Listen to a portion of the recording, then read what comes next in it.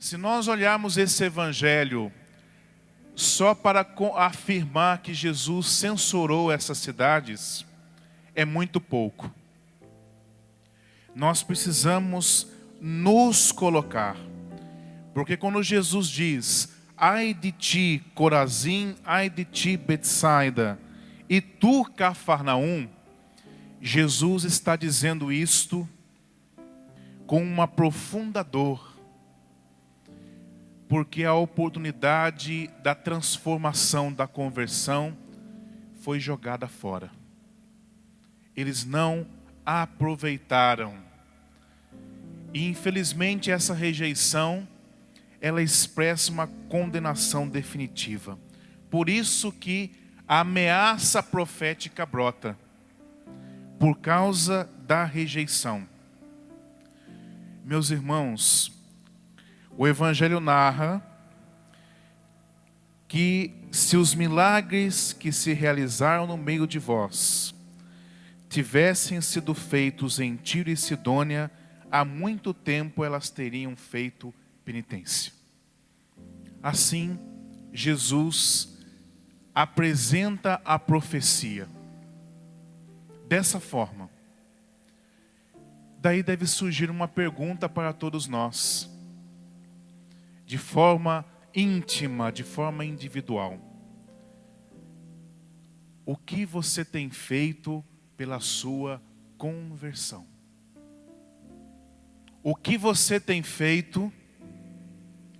Quais são os esforços que você tem desempenhado para aprofundar-se na relação de transformação, de conversão?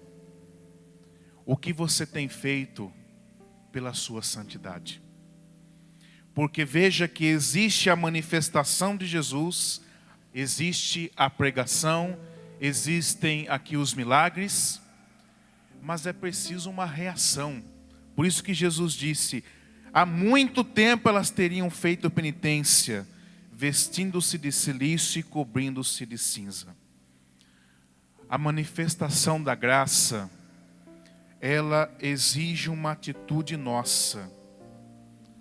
Por isso se pergunte agora: o que você tem feito para ser mais santo?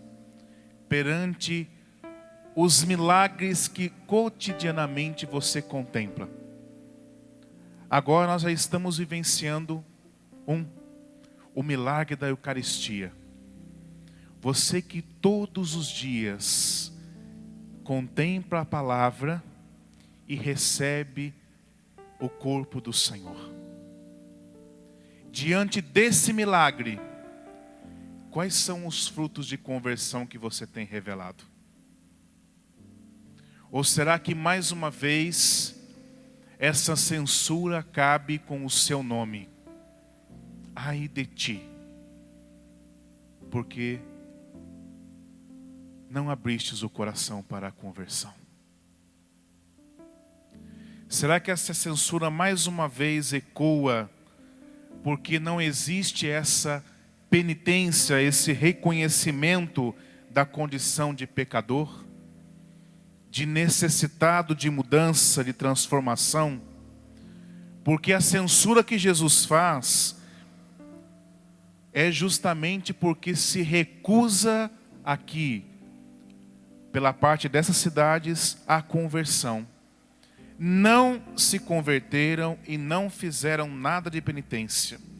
Por isso que o comportamento, ele se revela aqui injustificável, culpável. Pois a pregação de Cristo associada aos milagres trazia sinais evidentes de sua origem divina. Agora, não basta que os sinais sejam evidentes. Você percebe esses sinais?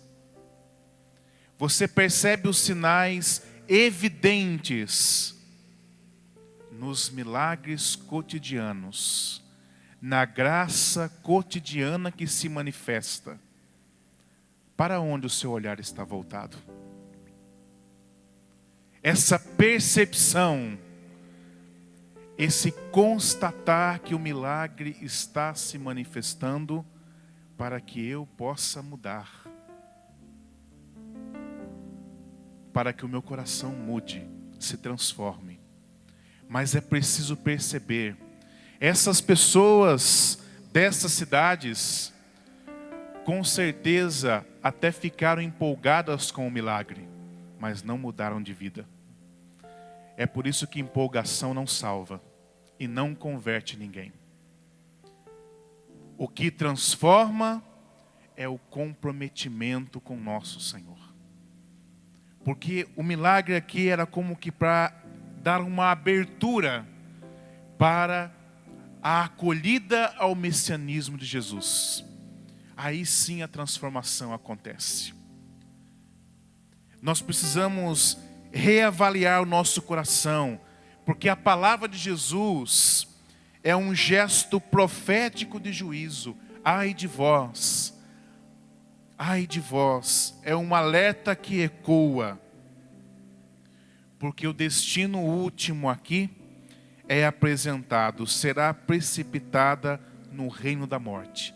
Quando Jesus fala de Cafarnaum, ele fala com uma dureza, numa exortação. E tu, Cafarnaum, acaso serás erguida até o céu? Não, serás jogada no inferno, porque não acolhestes o Salvador, porque falta a acolhida do Salvador. E aqui, nesse ponto do Evangelho, eu quero chamar a atenção sobre um aspecto muito importante da nossa vocação. Seja qual for o seu estado de vida, pergunte se você tem vivido a sua vocação no louvor. Uma vocação no louvor, ela nunca perde o dinamismo da conversão. Uma vocação que traz em si gratidão, reconhecimento da manifestação divina. A vocação, ela precisa estar imersa no louvor. O louvor nos mantém atentos ao agir divino. E melhor, o louvor ele nos mantém disponíveis à graça de Deus.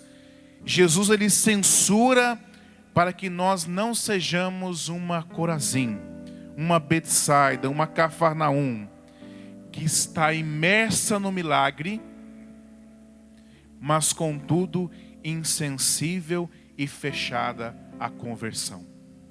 Meus irmãos e irmãs, nós estamos imersos no milagre. Nós estamos imersos na graça.